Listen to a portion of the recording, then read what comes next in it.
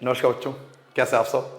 बेटा आज हम बात करेंगे एक्सरसाइज 7.9 की, और ये 7.9 जो है वो डिपेंड करता है आपका second fundamental theorem of integrals.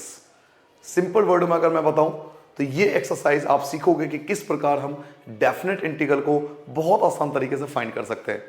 जो second fundamental theorem of integrals की मैं बात कर रहा हूं, ये एक थ्योरम है जो हमें सिखाती है कि किस प्रकार जो डेफिनेट इंटीग्रल है उसको हम बहुत इजी तरीके से डायरेक्ट मेथड से फॉर्मूला लगाकर आंसर निकाल सकते हैं।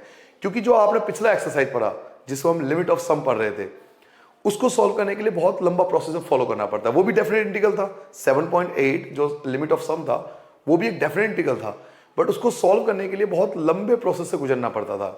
बट जमाना शॉर्टकट है ना, तो एक नया थ्योरम आया जिसकी मैं आपसे बात कर रहा था, फंडामेंटल थ्योरम ऑफ इंटीग्रल्स। ये हमें सिखाता है कि किस प्रकार कोई भी इंटीग्रल्स जो डेफिनेट इंटीग्रल होगा ना उसको हम बहुत आसानी से सॉल्व कर सकते हैं। तो चलिए स्टार्ट करते हैं एक्सरसाइज। पहले मैं आपको कॉन्सेप्ट सिखा देता हूं, ज्यादा टाइम भी नहीं लगेगा कॉन्सेप्ट सीखने में, और एक्सरसाइज भी बहुत आसान लगेगा क्योंकि अब आपको इंटीग्रेशन आता है तो सिर्फ फॉर्मूले का लास्ट में इस्तेमाल करेंगे और आपका आंसर आ जाएगा। ठीक है बेटा, तो चलिए अपना बेहतरीन एक्सरसाइज, मजेदार एक्सरसाइज डेफिनेट इंटीग्रल का एक्सरसाइज 7.9 स्टार्ट करते हैं।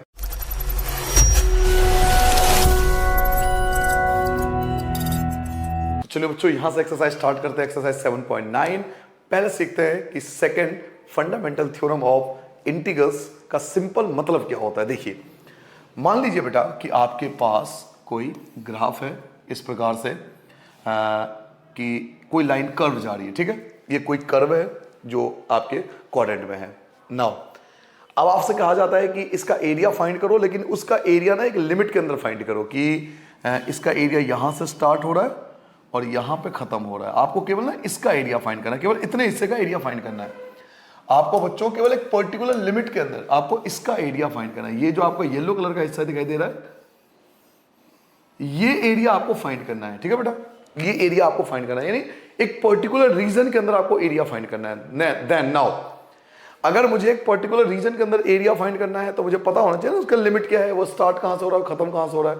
तो जहां से वो स्टार्ट होगा, जहां से इसकी स्टार्टिंग होगी, हम उसे बोलेंगे लोअर लिमिट, कि ये लोअर लिमिट है, कि ये यहां से स्टार्ट हो रहा है।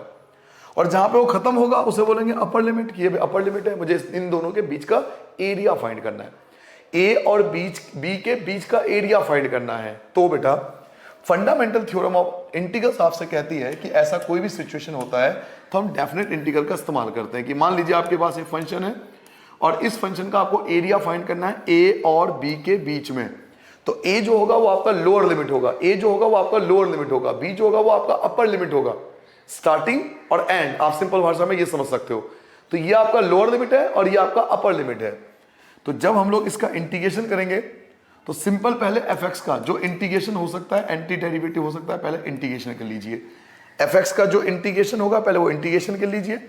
अपर लिमिट अपनी जगह रहेगा, लोअर लिमिट आपका अपनी जगह रहेगा। इंटीग्रेशन होने के बाद जब ये इंटीग्रल हो जाएगा, जब ये इंटीग्रेशन हो जाएगा तो हम क्या करेंगे, जहां जहां एक्स है उसमें पहले अपर लिमिट पुट करेंगे और माइनस जहां जहां एक्स है उसमें हम लोअर लिमिट पुट करेंगे। तो अपर लिमिट के एरिया में से लोअर लिमिट के एरिया को माइनस कर देंगे। कहने का मतलब है अपर लिमिट के बाद का एरिया माइनस हो जाएगा एंड लोअर लिमिट के पहले का एरिया माइनस हो जाएगा, तो बचेगा ये बीच वाला हिस्सा। तो अपर लिमिट में से लोअर लिमिट को हमें माइनस करना होता है। तो इस फॉर्मूले को आपको याद रखना है। मैं आपको सिंपल सा एग्जांपल लेके समझाता हूं। ये आप रूल के तौर पे, जो मैं आपको हर एक्सरसाइज से पहले रूल समझाता हूं ना, ये आप रूल के तौर पे इसको याद रखना है। छोटी सी बात है कि ये लोअर लिमिट है, ये अपर लिमिट है, मुझे इसके बीच का एरिया निकालना है। तो A lower limit, B upper limit, integration होगा अपर लिमिट लोअर लिमिट, पहले एक्स की जगह अपर लिमिट पुट होगा, फिर एक्स की जगह लोअर लिमिट पुट होगा। एक एग्जांपल के तौर पे समझ लो, एक एग्जांपल ले लो छोटा सा, फिर हम एक्सरसाइज स्टार्ट करेंगे। ठीक है बेटा, एक एग्जांपल लेके चल रहा हूं। मान लीजिए कि बच्चों आपको x का इंटीग्रेशन करना है और आपके पास लोअर लिमिट 2 है और अपर लिमिट 3 है। तो हम सब जानते हैं कि x का इंटीग्रेशन होता है x स्क्वायर अपॉन में 2, ये तो हम सबको पता है। x का इंटीग्रेशन होता है x स्क्वायर अपॉन में 2। नाउ अब अपर लिमिट क्या है, तो अपर लिमिट 3 है, लोअर लिमिट क्या है, तो लोअर लिमिट 2 है। तो पुट कर लीजिए बेटा, पहले अपर लिमिट, x की जगह पहले आपको अपर लिमिट पुट करना है। तो x की जगह 3 पुट करोगे, 3 का स्क्वायर क्या होगा, तो 9 अपॉन में 2। फिर आपको x की जगह लोअर लिमिट पुट करना है, x की जगह लोअर लिमिट पुट करना है। तो x की जगह लोअर लिमिट पुट करोगे तो 2 का स्क्वायर 4 अपॉन में 2। 2 और 2 का एलसीएम ले लोगे 2 आ जाएगा, 9 में से 4 माइनस करो तो 5, तो 5/2 जो होगा ये आपका डेफिनेट इंटीग्रल का आंसर होगा। क्लियर हो गया? सिंपल। पहले इंटीग्रेशन कीजिए। देखिए इंटीग्रेशन तो आपको आती है, आपने अब तक 8 एक्सरसाइज सीख लिए हैं, तो इंटीग्रेशन तो हम सबको आती है। सिंपल, बिल्कुल दिमाग को सिंपल रखिए कि पहले मैं इंटीग्रेशन करना है। इंटीग्रेशन कर लिया, अपर लिमिट लोअर लिमिट। इंटीग्रेशन होने के बाद पहले x की जगह अपर लिमिट माइनस x की जगह लोअर लिमिट, इन दोनों का जो डिफरेंस होगा यही आपका डेफिनेट इंटीग्रल कहलाएगा। ठीक है बच्चों, जल्दी से एक रूल, ये छोटा सा रूल, ये रूल के तौर पे आपको नोट करना है और ये एग्जाम्पल के तौर पे नोट करना है। फिर मैं एक्सरसाइज स्टार्ट करता हूं बेटा, एक्सरसाइज 7.9। हम पहले क्वेश्चन की ओर आते हैं और आप देखोगे कि मोस्टली क्वेश्चन आप आसानी से कर सकते हो अगर आपने रूल समझ लिया और शुरू के 1-2 एग्जाम्पल समझ लिए, 1-2 क्वेश्चन समझ लिए, तो 22 क्वेश्चन है, आपको वीडियो देखने की आवश्यकता ही नहीं पड़ेगी। सिर्फ कॉन्सेप्ट समझना है। 1-2 आप शुरू के 2-3 क्वेश्चन देख लो, उसके बाद आप अपने आप कर सकते हो। वीडियो को बंद कर दो, अपने आप पूरा एक्सरसाइज कंप्लीट कर सकते हो। देखिए बेटा, फर्स्ट क्वेश्चन है, इंटीग्रेशन आपको करना है 1 - 1 के बीच में और x + 1 का इंटीग्रेशन करना है। तो चलिए स्टार्ट करते हैं बच्चों। x का इंटीग्रेशन x² और 1 का इंटीग्रेशन x होगा। लिमिट जो है 1 और -1, पहले अपर लिमिट पुट कीजिए, तो 1 पुट करूंगा तो 1 का स्क्वायर 1/2, x की जगह 1 माइनस, अब आपको लोअर लिमिट पुट करना है बेटा। पहले अपर लिमिट पुट कर लिया, ब्रैकेट का इस्तेमाल जरूर करें, पहले अपर लिमिट पुट कर लो फिर लोअर लिमिट पुट करो। तो -1 का स्क्वायर बेटा 1 होता है /2, x की जगह -1/1। चलिए इसको सॉल्व करते हैं। 2 और 1 का एलसीएम 2, 1 की 1 से करोगे 1, 2 1 जा 2 तो 3 आ गया, माइनस एलसीएम लोगे 2 और 1 का तो 2 आएगा, 1 1 जा 1, 1 1 जा 1 और 2 1 जा 2, तो 1 में से 2 माइनस करोगे तो -1 बचेगा। ठीक है बेटा, ये पहला ब्रैकेट और ये दूसरा ब्रैकेट। नाउ आप एलसीएम ले सकते हो फिर से, 2 और 2 का एलसीएम 2 होगा, 2 और 2 का एलसीएम 2 होगा, 3 की जगह 3, माइनस और माइनस आपका प्लस हो गया, 3 में 1 ऐड करो 4/2, कैंसिल कर दो तो 2 जो होगा वो आपका रिक्वायर्ड आंसर होगा। क्लियर हो गया? तो देखिए आपको इंटीग्रेशन तो आपको आती है, कितना आसान एक्सरसाइज है, इंटीग्रेशन तो आपको आती है, इंटीग्रेशन तो हम सब जानते हैं, इंटीग्रेशन कर चुके हैं बहुत सारे, तो सिंपल इंटीग्रेशन करना है। इंटीग्रेशन करने के बाद पहले अपर लिमिट पुट करना है, उसमें से फिर लोअर लिमिट माइनस करना है, खत्म हो गया। यही करना है हर क्वेश्चन में। क्वेश्चन नंबर 2 देखिए बेटा, क्वेश्चन नंबर 2 मैं आपको सिखाता हूं। क्वेश्चन नंबर 2 देखिए, क्वेश्चन नंबर 2 आपको इंटीग्रेशन करना है बेटा किस लिमिट के बीच में, 3 और 2 के बीच में, और 1/x, और 1/x का जो इंटीग्रेशन होता है हम जानते हैं log मॉडुलस x होता है, याद है ना। 1/x किसका डेरिवेटिव होता है, log का, तो 1/x का इंटीग्रेशन log मॉडुलस हो गया। अब अपर लिमिट क्या है, तो अपर लिमिट 3 है, लोअर लिमिट क्या है, तो लोअर लिमिट 2 है। चलिए पहले अपर लिमिट पुट कीजिए तो log 3 आ जाएगा, माइनस लोअर लिमिट पुट कीजिए तो log मॉडुलस 2 हो जाएगा, और log a minus log b हम सब जानते हैं log a/b, तो ये आपका जो होगा वो रिक्वायर्ड आंसर होगा। पहले आपने 1/x का इंटीग्रेशन log x, पहले 3 पुट करोगे फिर 2 पुट करोगे, और log a minus log b, log a ऊपर और log b नीचे, तो ये जो होगा क्वेश्चन नंबर 2 का रिक्वायर्ड आंसर होगा। ठीक है बेटा, चलिए क्वेश्चन नंबर 3 देखते हैं। नोट कर लिया बेटा आपने? चलिए क्वेश्चन नंबर 3 देखते हैं। बिल्कुल एज इट इज सारे क्वेश्चन एक जैसे ही करने बेटा। आपको इंटीग्रेशन करना है विद इन द लिमिट 2 और 1 के बीच में, और आपको दिया हुआ है 4x³ minus 5x² plus 6x plus 9, इसका बेटा इंटीग्रेशन करना है। चलिए बेटा पहले इंटीग्रेशन कर लेते हैं, फिर सोचेंगे लिमिट के बारे में। देखिए बच्चों, 4 की जगह 4 रहेगा, x³ का इंटीग्रेशन x की पावर 4/4 आ गया, माइनस 5 की जगह 5 रहेगा, x² का इंटीग्रेशन x³ आ जाएगा, प्लस 6 की जगह 6 आ गया, x का इंटीग्रेशन x² आ गया, 9, और वहां कुछ नहीं है तो 1 होगा, 1 का इंटीग्रेशन x होता है, तो ये आपका इंटीग्रेशन आ गया। और बाहर आप लिमिट पुट कर दोगे 2 और 1, इनके बीच में हमें एरिया निकालना है, तो 4 से 4 तो यहाँ पे कैंसिल हो गया, x की पावर 4 माइनस 5x³ प्लस ये कैंसिल हो रहा है, कैंसिल कर दो तो 3x² और प्लस का 9x, टोटल ओवरऑल ये बचा, ओवरऑल आपके पास ये बचा, और लिमिट आपके पास 2 और 1 है, तो पहले 2 पुट कीजिए। पहले हमेशा अपर लिमिट पुट होता है बेटा, पहले अपर लिमिट में से हमें लोअर लिमिट माइनस करना होता है, तो पहले अपर लिमिट पुट करेंगे, तो 2 पुट कीजिए। 2 पुट करोगे तो 16 आ जाएगा, माइनस देखिए 2 का क्यूब 8 होता है, हम ऐसा ना 12th क्लास में, अब ये सब चीज़ अगर लिखेंगे, पहले 2 का क्यूब लिखेंगे, फिर अगले स्टेप इसको सॉल्व करेंगे, फिर मल्टीप्लाई करेंगे, सोच सकते हैं कितना बड़ा क्वेश्चन हो जाएगा। तो प्लीज इस बात का ध्यान रखें, अगर आपको पेपर पूरा करना है ना तो थोड़ा सा आपको तेज चलना पड़ेगा। भाई 2 पुट करोगे, 2 का क्यूब 8 होता है, 8 की 5 से मल्टीप्लाई करोगे 40 अपॉन में 3, 2 पुट करोगे 3 का स्क्वायर, 2 का स्क्वायर 4 और 4 3 जा 12 और 9 2 जा 18। क्लियर हो गया बेटा? क्लियर है? नाउ माइनस, अब 1 पुट कीजिए, 1 पुट करूंगा तो 1 रहेगा, माइनस 1 पुट करूंगा तो 5 अपॉन 3 ही रहेगा, 1 पुट करूंगा तो 3 आ जाएगा और 1 पुट करूंगा यहां पे तो 9 आ जाएगा। ठीक है बेटा? अपर लिमिट में से लोअर लिमिट माइनस कर देंगे।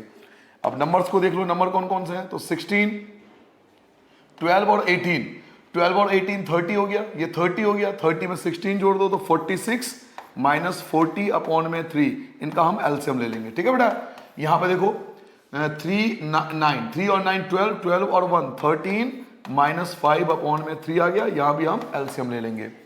तो एलसीएम ले लीजिए, 3 आपका एलसीएम आ गया, 46 की 3 से करोगे, 6 3 जा 18, 1 बचा, 4 3 जा 12 और 1 13, 138, 41 जा 40 आएगा, माइनस 1 और 3 का एलसीएम 3 आ गया, 39 आ जाएगा, माइनस 5 1 जा 5 आ गया। नाउ 8 में से 0 माइनस करो तो 8 आ गया और 13 में से 4 माइनस करोगे तो 9 आ जाएगा, तो 98 बचेगा आपके पास, अपॉन में 3 बचा, माइनस 39 में से 5 माइनस करोगे तो 34 अपॉन में 3, एलसीएम ले लो बेटा, तो 3 और 3 का एलसीएम 3 होता है, 8 में से 4 माइनस करो तो 4 आ गया और 9 में से 3 माइनस करोगे तो 6 आ जाएगा, तो 64 अपॉन में 3 ओवरऑल सॉल्व करने पर 64 अपॉन में 3 जो होगा ये हमारा रिक्वायर्ड आंसर होगा। ठीक है बेटा? जल्दी से नोट डाउन करो, जल्दी नोट डाउन करो, मैं आगे बढ़ जाऊंगा। देख लिया आपने? कुछ नहीं करा इसमें, सिंपल हमारे पास जो क्वेश्चन था ना, ये क्वेश्चन था, इसका हमने इंटीग्रेशन कर दिया, ये इंटीग्रेशन आ गया। इंटीग्रेशन करने के बाद क्या करा, जहां जहां एक्स था वहां पे 2 पुट कर दिया एक ब्रैकेट में, और जहां जहां एक्स है वहां पे 1 पुट कर दिया, और यही पहले क्वेश्चन से लेकर अंतिम क्वेश्चन तक यही करना है। पहले इंटीग्रेशन कीजिए और 2 ब्रैकेट बना लीजिए, पहले ब्रैकेट में अपर लिमिट पुट कीजिए जहां जहां एक्स है, और माइनस दूसरे ब्रैकेट में जहां जहां एक्स है वहां पे लोअर लिमिट पुट कर दीजिए, आपका आंसर आ जाएगा। आप खुद भी कर सकते हो सारे क्वेश्चन, बहुत आसान है। क्वेश्चन नंबर 4 पे आता हूं बेटा, तो देखिए क्वेश्चन नंबर 4 हमारे पास क्या है। क्वेश्चन नंबर 4 आपको इंटीग्रेशन करना है 0 से π/4 के बीच, और साइन 2x है, तो हम जानते हैं साइन 2x का इंटीग्रेशन माइनस कॉस 2x होगा, साइन 2x का इंटीग्रेशन माइनस कॉस 2x, और 2x का डेरिवेटिव अपॉन में 2 आ गया, साइन 2x का इंटीग्रेशन माइनस कॉस 2x और 2x का डेरिवेटिव अपॉन में 2 आ जाएगा। अब आपको लिमिट भी तो पुट करना पड़ेगा, तो लिमिट पुट कीजिए। लिमिट क्या है, तो लिमिट π/4 और 0 है। चलिए लिमिट पुट करते हैं बच्चों, आप चाहो तो ये बाहर भी निकाल सकते हो, ये 2 बाहर निकाल लो, नहीं निकालना चाहो तो भी कोई दिक्कत नहीं है। तो पहले आप π/4 पुट कीजिए, तो माइनस कॉस 2x की जगह π/4 अपॉन में 2, यही होगा ना, और minus second bracket minus cos 2 lower limit 0 upon में 2। देखिए मैंने क्या करा, जहां x था, जहां पे x था एक बार अपर लिमिट पुट कर दिया, और जहां x था एक बार लोअर लिमिट पुट कर दिया, बाकी कोई कुछ नहीं करा अलग, बिल्कुल सब कुछ सेम है। 2 से 2 कैंसिल करोगे, 4 कैंसिल करोगे, 2 बचेगा, तो π/2 एंड cos 90, बच्चों cos 90 की वैल्यू 0 होती है, cos 90 की वैल्यू 0 होती है, तो ये तो पूरा 0 हो गया, ये 0 हो गया। देखिए 2 से 4 कैंसिल हो गया, π/2 बचा ना, cos 90 की वैल्यू क्या होती है, 0 होती है, तो ये पूरा ही 0 हो गया, इसको छोड़ दो। माइनस और माइनस ये आपका प्लस हो जाएगा, माइनस और माइनस आपका प्लस हो गया। ये 2 की 0 से करोगे तो 0, 2 की 0 से करोगे तो 0, और cos 0 की वैल्यू 1 होती है, अपॉन में 2, 0 में ऐड कर दो तो 1 अपॉन में 2, जो ये जो होगा वो आपका आंसर आ जाएगा। कितना सिंपल था, 4 लाइन में आपका आंसर आ गया, 1 अपॉन में 2। ठीक है बेटा? जल्दी से नोट डाउन कर लो बच्चों। क्वेश्चन नंबर 5 करते हैं, बिल्कुल इंटीग्रेशन कर दीजिए, लिमिट पुट कर दीजिए, कुछ नहीं करना आपको, सिंपल तरीके से चलते जाओ, कोई परेशानी नहीं आएगी। क्वेश्चन नंबर 5 पे आता हूं बेटा, इंटीग्रेशन। हमें इंटीग्रेशन किसका करना है, तो π/2 से 0 के बीच इंटीग्रेशन करना है, और cos 2x का इंटीग्रेशन करना है इस बार। तो सबसे पहले cos 2x का इंटीग्रेशन क्या होता है, तो sin 2x होता है, और 2x का डेरिवेटिव अपॉन में 2 आ जाएगा। लिमिट क्या है, तो लिमिट π/2 से 0 है। चलिए लिमिट पुट करके देखते हैं। देखिए cos 2x का इंटीग्रेशन sin 2x, 2x का डेरिवेटिव अपॉन में 2, π/2 और 0। अब वैल्यू पुट करेंगे बेटा, चलिए वैल्यू पुट करते हैं। साइन की जगह साइन रहेगा, 2 की जगह 2x, x की जगह क्या आएगा, तो π/2 आएगा, और अपॉन में 2 था तो 2 आ गया, माइनस अब 0 पुट कीजिए, तो साइन 2x की जगह 0 अपॉन में 2। अच्छा डायरेक्ट कर सको तो डायरेक्ट कर देना, जैसे मुझे पता है कि मैं x की जगह π/2 रखूंगा, 2 से 2 कैंसिल हो गया, पाई बचेगा, जैसे मुझे पता है। फॉर एग्जांपल अगर आपको भी पता है तो आप डायरेक्ट कीजिए, ये स्टेप छोड़ देना, ये स्टेप करने की जरूरत नहीं है, ये समझाने के लिए हम लोग करते हैं। x की जगह π/2 और x की जगह 0, ये हमने समझाने के लिए यूज किया है। अब आप में से कोई समझदार बच्चा है, आगे मैं भी ऐसे करूंगा, x की जगह π/2, तो 2 से 2 कैंसिल, पाई बचेगा, तो मैं साइन पाई लिख दूंगा डायरेक्ट। ठीक है, डायरेक्ट कर सको तो कोई इशू नहीं है, नंबर नहीं करते इन बातों के लिए। तो 2 से 2 कैंसिल हो गया, साइन पाई की वैल्यू बेटा 0 होती है, साइन पाई की वैल्यू 0 होती है, तो आगे सोचने की जरूरत ही नहीं है। साइन 2 की मल्टीप्लाई 0 से करोगे, 2 की मल्टीप्लाई 0 से करोगे 0, साइन 0 की वैल्यू 0 होती है, तो आंसर क्या आ गया, तो 0 आंसर है। क्लियर हो गया, ये भी देखिए 4 लाइन में आपका आंसर आ गया। ठीक है बच्चों, नोट डाउन कर लिया आपने। चलिए क्वेश्चन नंबर 6 से स्टार्ट करते हैं बेटा। क्वेश्चन नंबर 6 देखिए, क्वेश्चन नंबर 6 पे आ चुका हूं मैं। आपको इंटीग्रेशन करना है विद इन द लिमिट 5 और 4 के लिमिट के अंदर, और सिंपल, कितना सिंपल क्वेश्चन है बताइए, कितना सिंपल क्वेश्चन है। e की पावर x, इसका हमें इंटीग्रेशन करना है। तो हम जानते हैं कि e की पावर x का इंटीग्रेशन तो e की पावर x होता है। लिमिट पुट कर दो, एक 5 और 4, तो पहले 5 पुट करोगे तो f5 e5, और 4 पुट करोगे तो e4, या तो यहीं छोड़ दो या कॉमन ले सकते हो, दोनों में कॉमन क्या है, तो e की पावर 4 कॉमन है, e की पावर 4 यहां भी है, e की पावर 4 यहां भी है, तो यहां e बचेगा और यहां आपका 1 बचेगा, तो ये आपका आंसर हो गया। बताओ कितना सिंपल क्वेश्चन है 12th लेवल पे। ex का इंटीग्रेशन ex, 5 और 4 अपनी जगह पर, एक बार 5 और माइनस एक बार 4, e की पावर 4 कॉमन ले लिया, तो e -1, ये आपका रिक्वायर्ड आंसर होगा। नोट डाउन कर लिया बेटा, हटा दूं। नाउ क्वेश्चन नंबर 7 देखिए बेटा। सबसे पहले आपको 10x का इंटीग्रेशन करना है, और 10x का इंटीग्रेशन का डायरेक्ट फॉर्मूला है, याद है आपको 10x के दो फॉर्मूले थे, एक माइनस लॉग cos x करके और एक log sec x करके, दो फॉर्मूले। तो दोनों में कोई भी फॉर्मूला लगा लो, दोनों में कोई भी फॉर्मूला लगाओ, आंसर सेम आएगा। डेफिनेट इंटीग्रल की यही फायदा है, डेफिनेट इंटीग्रल में यही फायदा है कि आंसर ना एग्जैक्ट आता है, चाहे आप कोई सा भी फॉर्मूला लगा लो, आंसर सबके सेम आएंगे। तो चलिए इसका फॉर्मूला लगाते हैं बेटा, जो भी आपको अच्छा सा फॉर्मूला लगा लो। जैसे मैं लगाता हूं log मॉडुलस sec x, ठीक है, ये फॉर्मूला लगा दिया मैंने। आप चाहो तो cos x वाला भी लगा सकते हो, π/4 और ये आ गया 0। चलिए वैल्यू पुट करिए बेटा, π/4 पुट कीजिए, तो log मॉडुलस sec π/4, देखो π/4 पुट होगा ना, π/4 sec π/4 की वैल्यू √2 होती है बेटा, माइनस log मॉडुलस sec 0 की वैल्यू 0 होती है बच्चों, sec 0 की वैल्यू 1 होती है, sec 0 की वैल्यू 0 को 0, तो sec 0 की वैल्यू 1 होती है। आगे पढ़ते हैं, log मॉडुलस √2 माइनस log 1 की वैल्यू बेटा 0 होती है, log 1 की वैल्यू 0 होती है। अच्छा कुछ बातों का ध्यान रखना, देखिए log 1 की वैल्यू 0 होती है, log 10 की वैल्यू 1 होती है, एंड log e की वैल्यू 1 होती है। e की पावर अगर log x है तो आपका x बचेगा, क्योंकि e से log कैंसिल हो जाता है। तो इन बातों का ध्यान रखा करो, log 1 0 होता है, log 10 1 होता है, log e 1 होता है, e से log कैंसिल होकर x बचता है। कुछ बेसिक बातों का ध्यान रखा करो। तो log 1 था, log 1 तो 0 हो गया, अब आपके पास क्या बचा, log √2, या तो यहीं छोड़ दो, या तो आप यहीं छोड़ दो, आंसर आ गया, कोई दिक्कत नहीं है। बट √2 का मतलब क्या होता है, अंडर का मतलब होता है इसकी पावर 1/2 है, अंडर का मतलब इसकी पावर 1/2 है, 1/2 को आगे ले आओगे तो 1/2 log मॉडुलस 2 बचेगा। तो आप चाहो तो यहां भी छोड़ सकते हो, कोई दिक्कत नहीं है, नंबर नहीं कटेंगे, या चाहो तो आप यहां तक ले आओ। क्लियर हो गया कहां से आया, देखिए हमने करा क्या, 10 का इंटीग्रेशन कर दिया log sec x, x की जगह π/4 पुट करोगे, sec π/4 की वैल्यू √2 होती है, sec π/4 की वैल्यू 1 होती है, ये एडजेक्टिव उतार दिया, log 1 की वैल्यू 0 होती है। अब या तो यहीं पे छोड़ दो, लेकिन अंडर का मतलब होता है इसकी पावर 1/2, और जब पावर 1/2 है वो आगे पहुंच जाएगा तो 1/2 और ये 2 बचेगा। तो ये आपका रिक्वायर्ड आंसर होगा क्वेश्चन नंबर 7 के लिए। चलिए क्वेश्चन नंबर 8 देखिए बेटा, क्वेश्चन नंबर 8 पे आते हैं हम लोग।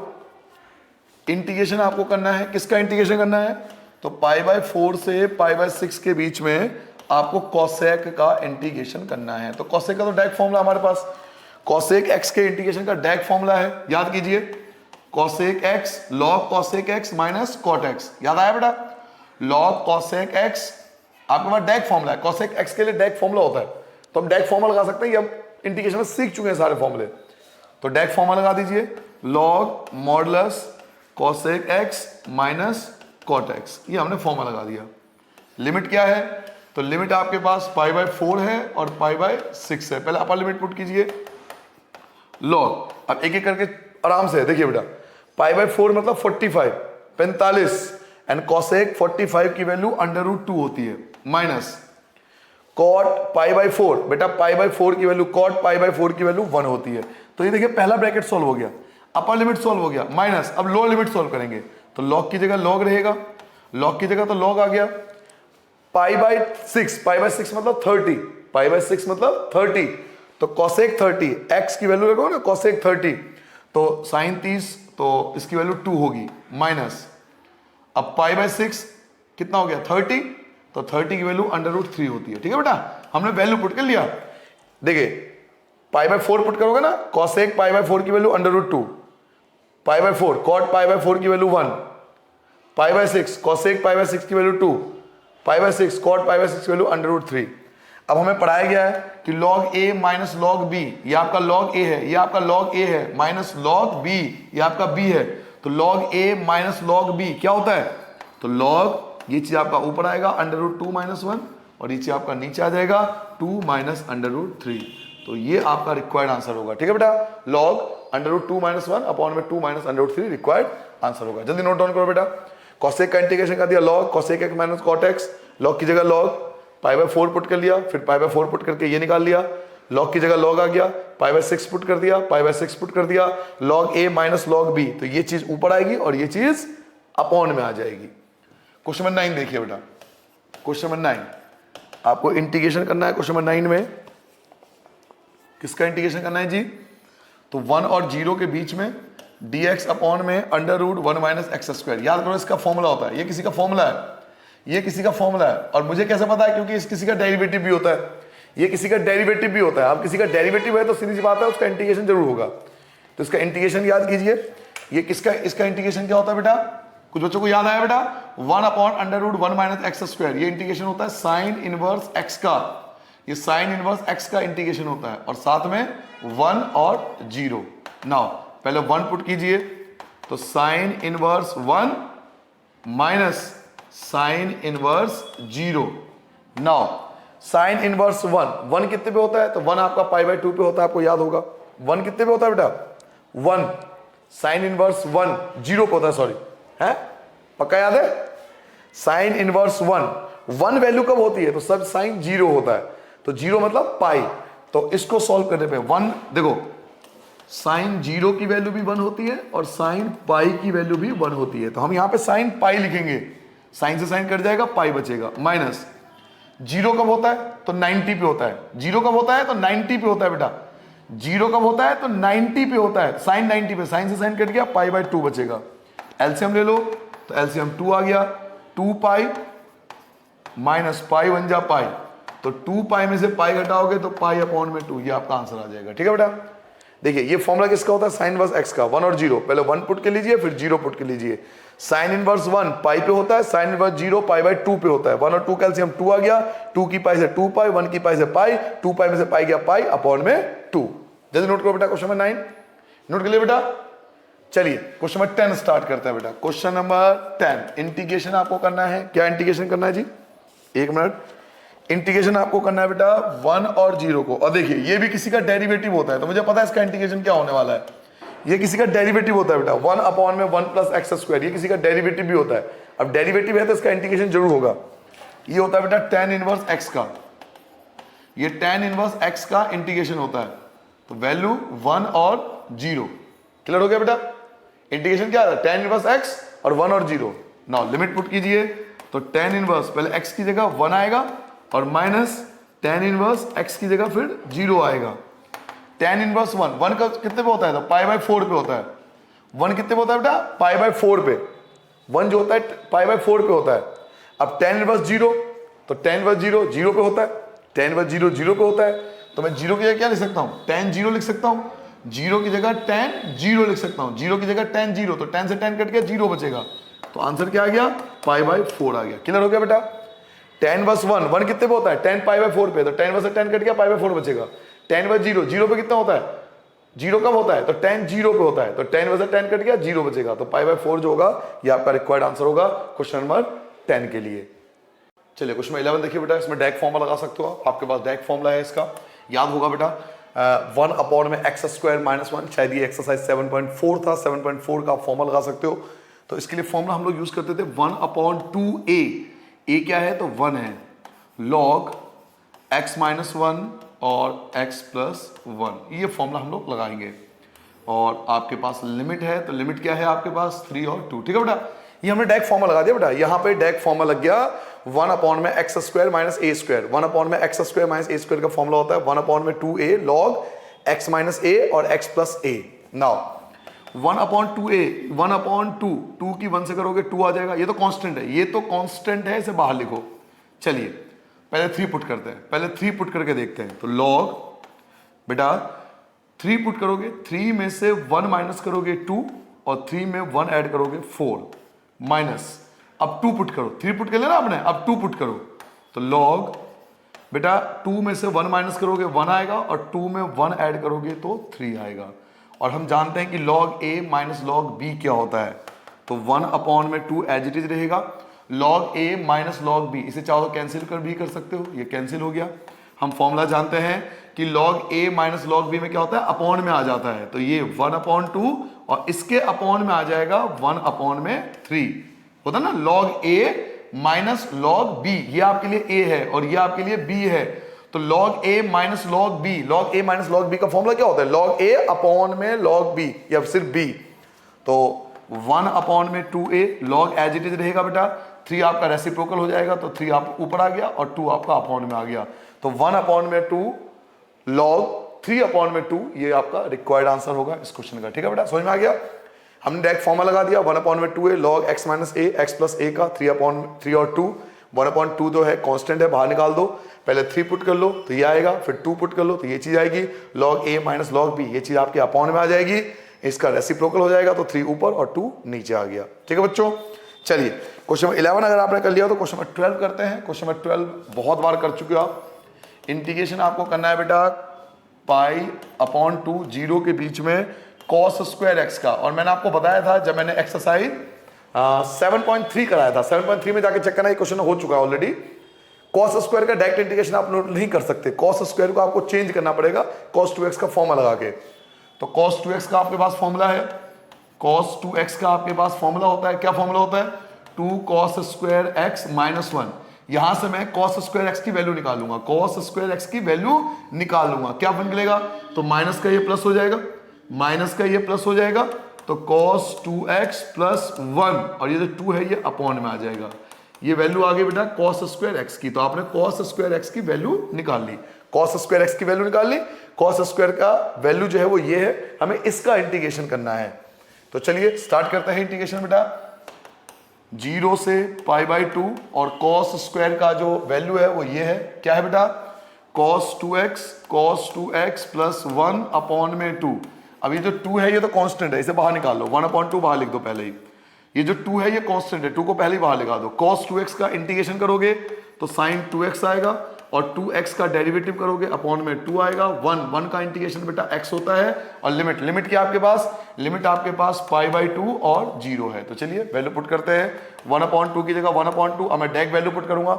अब जरा ध्यान से सुनो, अगर आप x की जगह π/2 रखोगे, पहले अपर लिमिट रखोगे ना, ये आपका अपर लिमिट है, ये आपका अपर लिमिट है, तो पहले अपर लिमिट रखोगे, x की जगह अपर लिमिट रखोगे पहले, तो जब x की जगह π/2 रखोगे तो बेटा 2 से 2 कट जाएगा, जब x की जगह π/2 रखोगे, x की जगह π/2 रखोगे तो 2 से 2 कैंसिल, पाई बचेगा और साइन पाई की वैल्यू 0 होती है, काम खत्म हो गया।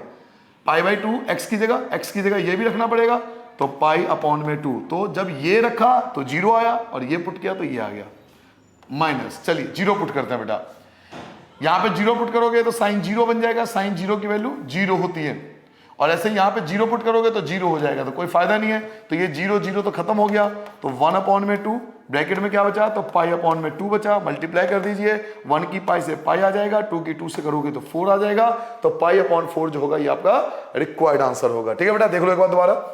सबसे पहले हमने क्या करा, cos स्क्वायर का फॉर्मूला निकाल लिया, cos स्क्वायर की वैल्यू निकाल ली, 2 कांस्टेंट है बाहर निकाल लिया, cos 2x का इंटीग्रेशन sin 2x, 1 का इंटीग्रेशन x, पहले x की जगह π/2 रखो, फिर x की जगह फिर π/2 रखो, तो ये चीज आ गई, 0 पुट करोगे तो 0, यहां पुट करोगे तो भी 0, तो कोई फायदा नहीं लिखने का, तो π/2 बचा, 1 की पाई से पाई, 2 की 2 से 4, तो ये आपका रिक्वायर्ड आंसर। ठीक है बच्चों, चलिए बहुत इजी क्वेश्चन है, बहुत आसानी से कर सकते हो, ये तो पूरा एक्सरसाइज ऐसा लगता है कि आपके लिए ही बनाया गया है, बहुत इंटरेस्टिंग छोटे छोटे क्वेश्चन है। देखिए 3 और 2 ये लिमिट है, और आपको x अपॉन में x स्क्वायर प्लस 1 का इंटीग्रेशन करना है। तो इसको कई मेथड्स हम इंटीग्रेशन कर सकते हैं, बस सबसे सिंपल तरीका होगा सब्स्टिट्यूशन वाला, क्योंकि x स्क्वायर प्लस 1 का डेरिवेटिव ऊपर है। बेटा x स्क्वायर का डेरिवेटिव क्या होता है? 2x, तो 2 तो कांस्टेंट है, 2 से हमें कोई दिक्कत नहीं है। x स्क्वायर का डेरिवेटिव 2x होता है, तो 2 से तो कोई दिक्कत नहीं है क्योंकि 2 कांस्टेंट है और x हमें मिल जाएगा, और 1 का डेरिवेटिव 0, तो नीचे वाले को t लेट कर लेंगे। ठीक है बेटा, तो चलिए सब्स्टिट्यूशन से स्टार्ट करते हैं, क्योंकि मैंने आपसे पहले भी कहा था कभी भी एग्जाम में मेथड लिखा हुआ नहीं आएगा, वो तो सिर्फ ये बोलेंगे इंटीग्रेट करो। उन्हें तो आपके इंटीग्रेशन से मतलब है, आपको इंटीग्रेशन आना चाहिए बस। आप किस मेथड से करते हो, कैसे करते हो, ये आप पे डिपेंड करता है। तो चलिए इसको सब्स्टिट्यूशन मेथड से करते हैं, क्योंकि मुझे क्लियरली दिख रहा है कि इसका डेरिवेटिव ऊपर मौजूद है। तो लेट एक्स स्क्वायर प्लस 1, इसको हमने टी लेट कर लिया। एक्स स्क्वायर का डेरिवेटिव 2x हो गया, 1 का डेरिवेटिव 0 हो गया, टी का डेरिवेटिव dt अपॉन में dx हो गया। क्रॉस मल्टीप्लाई कर लो तो dx की वैल्यू हो जाएगी बेटा dt अपॉन में 2x। नाउ ये जो x है ये x से कैंसिल हो जाएगा, x और x कैंसिल हो गया। अब जरा मेरी बात बहुत ध्यान सुनना, यहां आपको बहुत अच्छे वाली चीज बताने वाला हूं, एक मेजर कॉन्सेप्ट बताने वाला हूं सब्स्टिट्यूशन का। हालांकि आपके बुक में अगला एक्सरसाइज है, इसमें लिखा हुआ सब्स्टिट्यूशन टॉपिक, लेकिन हम यहीं से शुरुआत कर देंगे क्योंकि पेपर में मेथड लिखा हुआ नहीं आएगा, तो आपको नहीं पता कौन सा एक्सरसाइज का क्वेश्चन है वो। तो सब्स्टिट्यूशन का कॉन्सेप्ट यहां सीख लो, फिर मैं जब अगला एक्सरसाइज कराऊंगा उसमें भी आपको सिखाऊंगा। बेटा ध्यान रखना, जब हम लोग डेफिनेट इंटीग्रल करते हैं ना और टी लेट कर लेते हैं, सब्स्टिट्यूशन करते हैं, तो हमें x की वैल्यू भी बदलनी पड़ती है। कैसे? ध्यान सुनो बेटा। अपर लिमिट आपका 3 था, देखिए अपर लिमिट आपका 3 था, तो यहां पे 3 पुट करोगे, 3 का स्क्वायर होता है 9, 9 में 1 ऐड करोगे तो 10 हो गया। क्लियर हो गया? हमें लिमिट भी चेंज करना होता है। जब हम लोग सब्स्टिट्यूट कर लेते हैं ना, तो आपको लिमिट भी बदलना पड़ेगा, आपको लिमिट भी चेंज करना पड़ेगा। तो x क्या है? 3 है, 3 का स्क्वायर 9, 9 में 1 ऐड कर तो 10, तो लिमिट आपका बदल गया। ऐसे आपका लोअर लिमिट 2 है, तो 2 का स्क्वायर 4, 4 में 1 ऐड करोगे 5। क्लियर हो गया? समझ में आ गया बेटा? जब आप कभी भी सब्स्टिट्यूशन मेथड का सब्स्टिट्यूट करते हो या सब्स्टिट्यूशन मेथड को फॉलो करते हो, तो देन आपको लिमिट भी बदलना पड़ेगा। x की वैल्यू 3 है, 3 का स्क्वायर 9, 9 में 1 ऐड करा 10, t की वैल्यू 10 आ गया। 2 का स्क्वायर 4, 4 में 1 ऐड करोगे 5। ठीक है? नाउ आपका देखो x और x तो कैंसिल हो गया, 1/2 बचेगा, 1/2 हम बाहर लिख देंगे, 1/2 बाहर लिख दिया। ऊपर आपका dt बचेगा, अपॉन में आपने इसको t माना था, इस पूरे को t माना था, तो t आ गया। और 1/t का इंटीग्रेशन हम सब जानते हैं कि 1/t का इंटीग्रेशन होता है log मॉडुलस t, और लिमिट क्या है? लिमिट है बेटा 10 और 5। अब वापस x पे नहीं जाएंगे, डेफिनेट इंटीग्रल में यही अलग है, वापस x पे नहीं जाएंगे। ऐसा नहीं कि t की वैल्यू वापस x में कन्वर्ट हो जाएगी, नहीं, क्योंकि हमने लिमिट को बदल दिया है। तो अब हमें x पे वापस जाने की जरूरत नहीं है, हम आगे सॉल्व करते जाएंगे सिंपल तरीके से। तो 1/2 की जगह 1/2 रहेगा, 10 पुट कर दो बेटा, 10 पुट कर दो तो log क्या हो जाएगा? log 10 हो जाएगा। फिर 5 पुट करो तो माइनस log 5 हो गया। क्लियर हो गया? पहले 10 अपर limit minus lower limit, upper limit क्या है? 10 है, और लोअर लिमिट क्या है? तो 5 है, तो पहले 10 पुट होगा, फिर 5 पुट होगा। और log a minus log b, log a minus log b हम क्या सीखते हैं? log a अपॉन में b, यही सीखा हमने। तो कैंसिल कर दो तो 2 बचेगा, तो 1/2 और ये बचेगा log 2। तो इस प्रकार से आपका आंसर आ गया। तो 1/2 log 2 आपका रिक्वायर्ड आंसर होगा। ठीक है बेटा? देखिए क्या करा हमने देखा कि इसका डेरिवेटिव जो है वो ऊपर मौजूद है, हमने इसको टी लेट कर लिया, सॉल्व करते गए जैसे हम अब तक सॉल्व करते आ रहे हैं, ये आ गया। तो यहां पे आपको लिमिट भी बदलना पड़ेगा। अगर आप सब्स्टिट्यूट करते हो ना, तो आपको लिमिट भी चेंज करना पड़ेगा। तो 3 पुट करो, 3 का स्क्वायर 9 और 1 10, 2 का स्क्वायर 4 और 1 5, ये तो कैंसिल हो गया, तो 1/2 बचा आपका बाहर। इसको t माना था तो 1/t का इंटीग्रेशन log t होता है, पहले 10 पुट करेंगे फिर 5 पुट करेंगे, तो 10 log 10 माइनस log 5, 5 अपॉन में आ जाएगा, कैंसिल कर दोगे 2 बन जाएगा। तो 1/2 log 2 ये आपका रिक्वायर्ड आंसर होगा। चलिए बेटा नोट कर लिया सभी ने? कौन सा क्वेश्चन था? 13। नोट कर लो बेटा। क्वेश्चन नंबर 14 पे आते हैं बेटा। क्वेश्चन नंबर 14 देखते हैं। देखिए क्वेश्चन नंबर 14 पे आता हूं। क्वेश्चन नंबर 14 आपके पास क्या है? 1 और 0, ये आपके पास लिमिट है 2x प्लस 3 अपॉन में 5x स्क्वायर प्लस 1। मुझे इसका इंटीग्रेशन करना है। तो देखिए वैसे तो कई मेथड है, कई मेथड्स को आप अलग कर सकते हो, बट सबसे अच्छा तरीका क्या होगा? सेपरेट कर लो, पहले को अलग कर लो, दूसरे को अलग कर लो। फर्स्ट पार्ट 2x वाले को अलग कर लो, 3 वाले को अलग कर लो, दो पार्ट में इसको डिवाइड कर लो, 2 पार्ट में सेपरेट कर लो, देन उसको सॉल्व करना सबसे आसान पड़ेगा आपको। तो इसको 2 पार्ट में डिवाइड कर लो बेटा, 2 पार्ट में सेपरेट कर लो। तो 2x अपॉन में 5x² प्लस 1 हमने अलग कर लिया, ठीक है। और सेकंड पार्ट अलग कर लो, 1 और 0। सेकंड पार्ट क्या है तो 3 अपॉन में क्या आएगा तो 3 अपॉन में 5x² प्लस 1 आएगा। नाउ अब ये आपके लिए I1 होगा और ये आपके लिए I2 होगा। इसे I1 से सॉल्व कर लो, इसे I2 से सॉल्व कर लो। तो मान लीजिए आपके लिए I1 है और ये हिस्सा जो आपका I2 है। तो I1 I2 को अलग अलग सॉल्व करते हैं। पहले I1 को सॉल्व कर लेते हैं।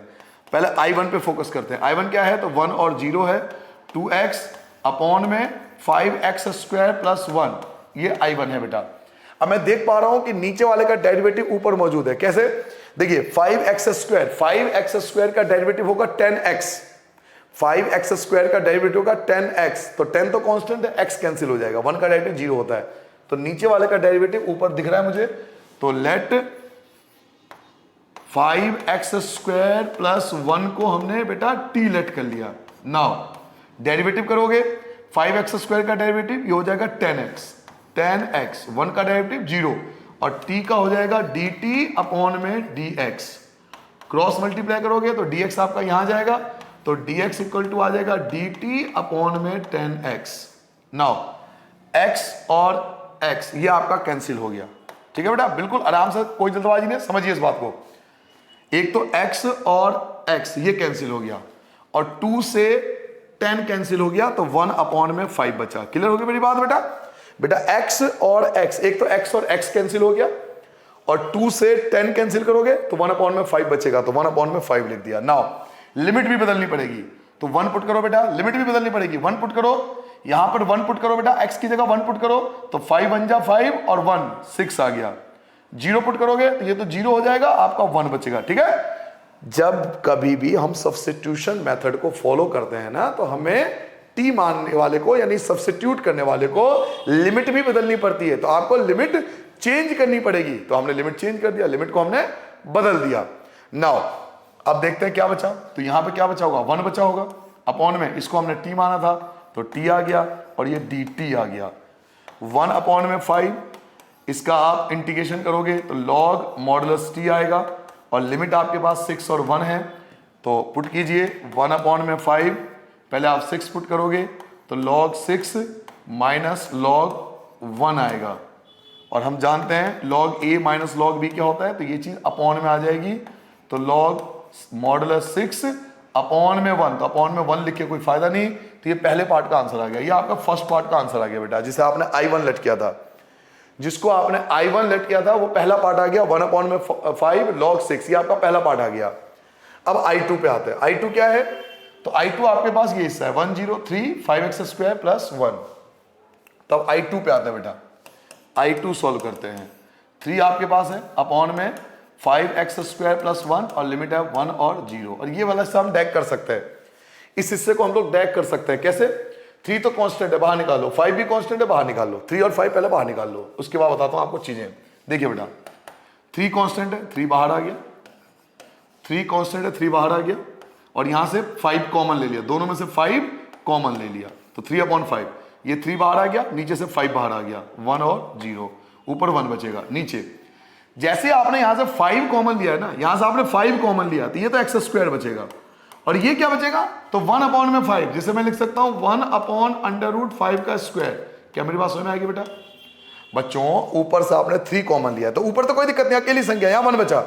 यहां से आपने 5 कॉमन लिया, यहां से नीचे से डिनोमिनेटर से 5 कॉमन लिया ना आपने, तो x² बचा। अब यहां तो 5 नहीं है, तो यहां बचेगा 1/5, और 1/5 को मैं क्या लिख सकता हूं, 1/5 को लिख सकता हूं 1/√5 का स्क्वायर। ऐसा क्यों करा, ताकि फॉर्मूला बन जाए। ये फॉर्मूला है, ये फॉर्मूला है 1 में x² plus a², tan inverse का फॉर्मूला बन गया ये आपका। तो 3 में 5, ठीक है, और ये फॉर्मूला होता है, किसका फॉर्मूला होता है, तो ये tan इनवर्स का फॉर्मूला होता है। तो tan इनवर्स के फॉर्मूले में आपको याद होगा कि 1 में a, ये tan इनवर्स x वाले का फॉर्मूला होता है बेटा, ये फॉर्मूला होता है। इसका फॉर्मूला क्या होता है, 1 में a क्या है, तो a ये है 1/√5, 1 अपॉन में a ये है tan इनवर्स x अपॉन में a, ये फॉर्मूला होता है बेटा, ठीक है। और इन सब के हमारे पास लिमिट भी है, तो लिमिट क्या है, तो 1 और 0, 1 और 0।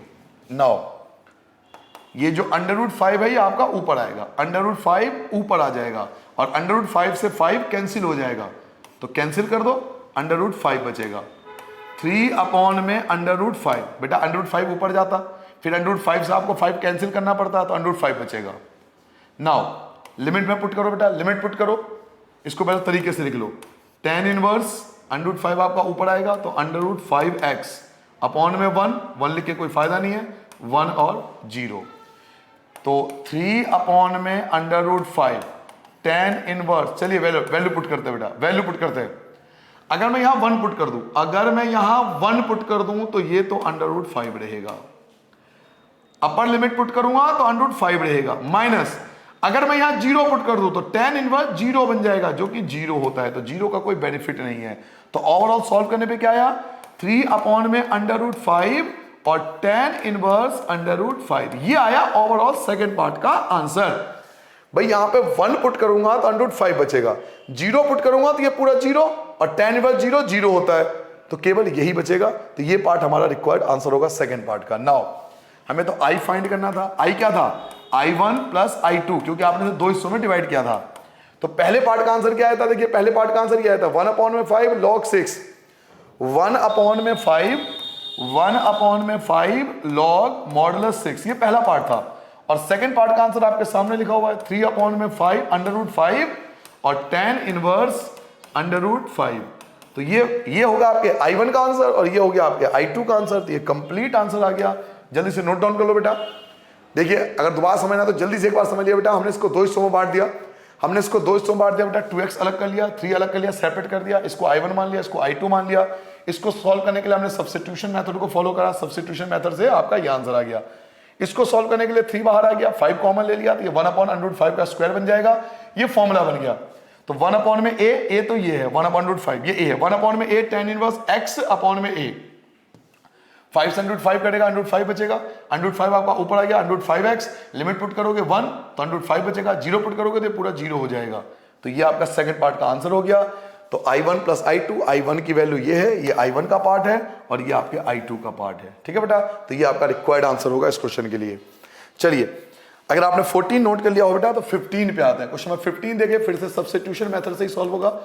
क्लियरली क्वेश्चन में विजिबल है, बिल्कुल साफ दिख रहा है, 1 और 0 x इंटू e(x²), ये है क्वेश्चन, e(x²).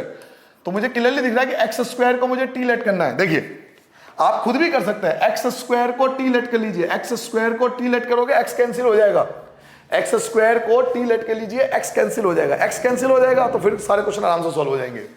तो लेट कर लेते हैं बेटा, लेट x² को मैंने t लेट कर लिया। अब डेरिवेटिव करोगे तो इसका डेरिवेटिव होगा 2x, t का डेरिवेटिव होगा dt अपॉन में dx, क्रॉस मल्टीप्लाई करोगे तो dx इक्वल टू होगा dt अपॉन में 2x, x और x आपका कैंसिल हो गया, i इक्वल टू, वापिस आते बेटा, x और x आपका कैंसिल हो गया, 1 अपॉन में 2 बच गया, तो 1 अपॉन 2 तो बाहर लिख दीजिए। ठीक है बेटा, x और x बेचारा पहले कैंसिल हो चुका है, क्या बचा, e बचा, और x² को हमने t लेट किया था और dx की जगह dt आ गया। अब आपको लिमिट चेंज करना पड़ेगा, you have to change the limit also. तो चलिए लिमिट चेंज करते हैं। अगर मैं x की जगह 1 लिखूं, x की जगह 1 लिखूंगा तो 1 का स्क्वायर तो 1 ही होगा, और अगर x की जगह 0 लिखूंगा तो 0 आएगा। तो लिमिट चेंज करने के बाद भी वापस वही आ गया, 1 अपॉन में 2। चलिए बेटा इंटीग्रेशन कीजिए, e की पावर t का इंटीग्रेशन e t होगा, और लिमिट क्या है, 1 और 0 है, 1 अपॉन में 2। चलिए अपर लिमिट पुट कीजिए, अपर लिमिट पुट करोगे तो e की पावर 1 और लोअर लिमिट पुट करोगे तो e की पावर 0। 1 अपॉन 2 की जगह 1 अपॉन 2, e की पावर 1 का मतलब e होता है, और किसी की पावर अगर 0 हो तो उसका आंसर 1 होता है, हमें बचपन से सिखाया गया है। e की पावर 1 है तो ये तो e रहेगा, और किसी की पावर अगर 0 है, किसी की पावर अगर 0 है तो उसको 1 लिखते हैं। तो ये जो होगा वो आपका रिक्वायर्ड आंसर होगा। देखो क्वेश्चन में क्लियरली विजिबल है कि एक x² दिया हुआ, तो सीधी बात है ना, इसको t मान लूंगा, अगर इसको t लेट कर लूंगा तो ये कैंसिल हो जाएगा, तो कैंसिल हो गया, ये बचा। इसका इंटीग्रेशन यही होता है, एक बार 1 पुट कर लो, एक बार 0 पुट कर लो, ये एज इट इज रहेगा, इसकी पावर 0 है तो 1 है। तो कितना सिंपल क्वेश्चन है, खत्म हो गया। बड़ा मतलब बहुत सिंपल क्वेश्चन है। इंटीग्रेशन जिसको आती है ना, जिसने 8 एक्सरसाइज बहुत मेहनत से पढ़ी है, दिमाग लगा अच्छे से पढ़ाई करी आप में से, उसको तो दिक्कत नहीं है, वो तो रूल समझ ले। वो तो एक बार ये समझ ले कि अपर लिमिट और लोअर लिमिट का कॉन्सेप्ट क्या है, जो मैंने स्टार्टिंग में 5 मिनट बताया था, उसको ये समझ में आ गया तो वो रुकेगा ही नहीं, वो वीडियो को बंद करके खुद सॉल्व कर सकता है। नाउ चलिए क्वेश्चन नंबर 16 पे आता है बेटा। क्वेश्चन नंबर 16 स्टार्ट करता हूं। I इक्वल टू 2 और 1, ये आपका लिमिट है 5x square upon x square plus 4x plus 1, ये है बेटा 4x प्लस 3, 4x प्लस 3। अब देखो ये क्वेश्चन आपको फंसा सकता है, ये क्वेश्चन आपको फंसा सकता है क्योंकि नॉर्मली हम एक चीज भूल जाते हैं जो मैंने आपको कॉन्सेप्ट स्टार्टिंग में समझाया था कि ऊपर की पावर और नीचे की पावर देखो सेम है। जब ऊपर की पावर और नीचे की पावर सेम होती है तो हमें डिवाइड करना पड़ता है। आप जाके देख लेना, वीडियो में कम से कम 10 बार ये बात बता चुका हूं मैं। प्रीवियस एक्सरसाइज में बहुत सारे एक्सरसाइज आप चेक करना, ये बात मैं बहुत बार बच्चों बता चुका हूं कि अगर ऊपर की पावर और नीचे की पावर सेम है तो पहले आपको डिवाइड करना पड़ेगा, तभी आप आगे सॉल्व करोगे। पहले डिवाइड करो देन आगे सॉल्व करो, क्योंकि ऊपर और नीचे की पावर सेम है। तो चलिए डिवाइड करते हैं, और डिवाइड करके भी आपको दिखाना पड़ेगा, तो साइड में डिवाइड कर दो। 5x स्क्वायर को हम लोग डिवाइड कर रहे हैं, किससे डिवाइड कर रहे हैं? तो हम डिवाइड कर रहे हैं एक्स स्क्वायर प्लस 4x और प्लस 3 से डिवाइड कर रहे हैं। तो एक्स स्क्वायर सेम है, 5 फालतू है। 5 की एक्स स्क्वायर से करो तो 5x स्क्वायर आ जाएगा, 5 की 4 से करोगे तो प्लस का 20x आ जाएगा, और 5 की 3 से करोगे तो प्लस का 15 आ जाएगा। साइन चेंज कर लो, minus minus minus, 5x square cancel हो गया, माइनस का 20x बच गया और माइनस का 15 बच गया, ये आपके पास बच गया। तो डिवाइड करने पे 5 आया, तो जो पहले डिवाइड करने पे आया उसे अलग कर लो, जो डिवाइड करने पे आया पहले उसे कर लो। 2 1 5 अलग कर लो बेटा, 5 अलग हो जाएगा। और डिवाइड होने के बाद जो बचा, डिवाइड होने के बाद जो रिमाइंडर बच गया उसको अलग कर लो। तो माइनस का 20x और माइनस 15 ये आपके पास बच गया। अपॉन में क्या चल रहा है? तो x square plus 4x plus 3, तो ये आपका I1 हो गया, दो पार्ट में बट गया। देखिए पहले हमने इसको डिवाइड किया, डिवाइड करने के बाद 5 आया, 5 अलग कर दिया, और जो रिमाइंडर बच गया वो अलग कर दिया, और ये साइड हो गया। तो ये आपका I1 हो गया और ये आपके लिए I2 हो गया। तो अब आप उसको दो हिस्सों में सोल्व करोगे, एक I1 को अलग सोल्व करोगे, I2 को अलग सोल्व करोगे, देन आपका आंसर आ जाएगा। तो I1 तो सिंपल है, कोई भी सोल्व कर सकता है। I1 तो बेटा सिंपल है, कोई भी सोल्व कर सकता है। 2 1 5 dx, 5 का इंटीग्रेशन तो 5x होता है, 5 का इंटीग्रेशन 5x होता है, 5 कांस्टेंट है, बाहर रहने दो। 2 और 1, चलिए वैल्यू पुट करते हैं। 5 की जगह 5, पहले x की जगह 2 पुट करो, माइनस फिर x की जगह 1 पुट करो। बेटा 5 की जगह 5, 2 में से 1 माइनस हुआ 1, 5 1 जा 5, तो लोगों I1 का आंसर आ गया। I1 का आंसर आ गया बेटा 5, जो I1 है उसका आंसर आ गया बेटा 5। आपने I1 का आंसर निकाल लिया, ये I1 का आंसर कहलाएगा। अब आपको I2 का आंसर निकालना है, तो I2 को आप ध्यान से देखिए, ये जो I2 है बेटा क्वाड्रेटिक फॉर्म में है, ये क्वाड्रेटिक फॉर्म में है। इसको आप पार्शियल फ्रैक्शन से भी कर सकते हो, ये पार्शियल फ्रैक्शन से भी हो जाएगा, शायद इसके फैक्टर हो रहे हैं, ये पार्शियल फ्रैक्शन से भी हो जाएगा और ये क्वाड्रेटिक से भी हो जाएगा। क्वाड्रेटिक था आपका 7.5 शायद, क्वाड्रेटिक था आपका 7.4 और पार्शियल फ्रैक्शन था आपका 7.5, तो 7.4 वाले से भी हो जाएगा और 7.5 वाले से भी हो जाएगा। यही मैं आपको सिखा रहा था कि पेपर में कभी भी ये नहीं कहेगा आपको किस मेथड से सॉल्व करना है, आपको इंटीग्रेशन आना चाहिए। अब ये डिपेंड करता है आप कौन सा मेथड फॉलो करते हो। तो कोई बच्चा इसे क्वाड्रेटिक मेथड से सॉल्व कर लेगा, 7.4 वाला फॉर्मूला लगा लेगा, और कई बच्चे इसको पार्शियल फ्रैक्शन से सॉल्व करेंगे। ये आप पे डिपेंड करता है, आपको जो अच्छा लगे उससे सॉल्व करना। तो चलिए I2 सॉल्व करते हैं, I2 सॉल्व करते हैं बेटा। I2 क्या है? तो माइनस 20x माइनस 15 अपॉन में x square plus 4x plus 3, और लिमिट क्या है? तो लिमिट आपके पास 2 और 1, ये लिमिट है बेटा। अब क्योंकि मुझे दिखाई दे रहा है कि इसके फैक्टर हो सकते हैं, तो मैं पार्शियल फ्रैक्शन को फॉलो कर लेता हूं। आप चाहो तो इसको क्वाड्रेटिक से भी सॉल्व कर लेना, कोई दिक्कत नहीं है, क्वाड्रेटिक से भी आंसर आ जाएगा। बाकी मैं इसको पार्शियल फ्रैक्शन से सॉल्व करने की कोशिश करता हूं। तो चलिए इसके फैक्टर कर लेते हैं। 2 और 1 माइनस 20x और माइनस 15 अपॉन इसके फैक्टर बेटा साइड में करके दिखा देता हूं। एक्स स्क्वायर प्लस 4x को दो हिस्सों में तोड़ लो, 3x प्लस x में 4x को, ये जो 4x है इसको दो हिस्सों में तोड़ लिया, 3x प्लस x में प्लस 3, दोनों में कॉमन, दोनों में कॉमन, दोनों में कॉमन x है, तो x प्लस 3 बचेगा। इन दोनों में 1, तो x प्लस 3 बचेगा। तो एक x प्लस 1 आ गया ब्रैकेट के बाहर वाला, और एक x प्लस 3 आ गया ब्रैकेट के अंदर वाला। तो आपने पार्शियल फ्रैक्शन का इस्तेमाल करा तो दो ब्रैकेट बन गए, x प्लस 1 और x प्लस 3, और जैसे ही दो ब्रैकेट बन गए हम जानते हैं पार्शियल फ्रैक्शन कैसे सॉल्व होता है। तो बाय यूजिंग पार्शियल फ्रैक्शन, कि हम पार्शियल फ्रैक्शन का इस्तेमाल कर रहे हैं। तो पार्शियल फ्रैक्शन का जब इस्तेमाल करते तो इंटीग्रेशन वर्ड नहीं लगाते। -20x -15 अपॉन x+1 और x+3 दो हिस्सों में तोड़ लिया। a अपॉन में x+1 plus b x+3 partial fraction सबको आता है। एलसीएम ले लेंगे बेटा। तो एलसीएम लेने के बाद ये चीज और ये चीज कैंसिल हो जाती है, कई बार आपको बता चुका हूं। -20x माइनस का 15 ए की क्रॉस मल्टीप्लाई होगी x+3 से, प्लस बी की क्रॉस मल्टीप्लाई होगी x+1 से। अब मैंने आपको याद होगा पार्शियल फ्रैक्शन में दो मेथड बताया था। एक मेथड बताया था कंपेयरिंग करके। आपके पास दो मेथड है, जो आपको अच्छा लगे। मैंने दोनों मेथड सिखाया था पार्शियल फ्रैक्शन में, दोनों मेथड सिखाया था मैंने आपको। पहला मेथड सिखाया था कि आप कंपेयर करके कर सकते हो, x वाले एक तरफ और कांस्टेंट वाले एक तरफ। जो x के फॉर्म में है, वेरिएबल फॉर्म में है, उनको हमने अलग कर लिया था, और जो कांस्टेंट फॉर्म है उसको अलग कर लिया था। ऐसा करके मैंने शुरू के 2-3 क्वेश्चन कराऊंगा पार्शियल फ्रैक्शन के, जाके देखना वीडियो में। और फिर मैंने आपको पुट करके बताया था, क्योंकि थोड़ा आसान पड़ता है, तो मैं यहां पुट करके कर रहा हूं बेटा। तो पुट, एक बार x की वैल्यू -1 पुट कर लीजिए ताकि ये 0 बन जाए, और एक बार x की वैल्यू -3 पुट कर लीजिए ताकि ये 0 बन जाए। तो जब हम -1 रखेंगे, अगर हम -1 रखेंगे, -1 रखो, -20 की -1 से मल्टीप्लाई करोगे 20 आएगा, माइनस का 15 इक्वल टू, ये तो 0 हो गया। -1 पुट करोगे, -1 पुट करोगे, ये तो 0 हो जाएगा। 3 में से -1 हटाओ, 3 में से -1 हटाओ, 2 बचेगा, तो a 2 बन गया। 20 में से 15 गया 5, 2 आ गया आपका अपॉन में, ये आ गई a की वैल्यू 5 अपॉन में 2, a की वैल्यू 5 अपॉन में 2। नाउ ये पुट कीजिए, x की जगह -3 पुट कीजिए, तो माइनस माइनस कैंसिल, 20 की 3 से मल्टीप्लाई करोगे 60 आ जाएगा, -15, -3 पुट करोगे ये 0 हो जाएगा, -3 में 1 प्लस करोगे तो -2 बनेगा, ये आ गया आपका 45, और अपॉन में आ जाएगा तो -2, ये आपके a की वैल्यू आ गई। ठीक है बेटा, तो आपके पास a और b दोनों की वैल्यू आ चुकी है। नाउ a और b की वैल्यू आ चुकी है, तो वापस इंटीग्रेशन पे जाते हैं। हमें इंटीग्रेशन करना था, किसका इंटीग्रेशन करना था?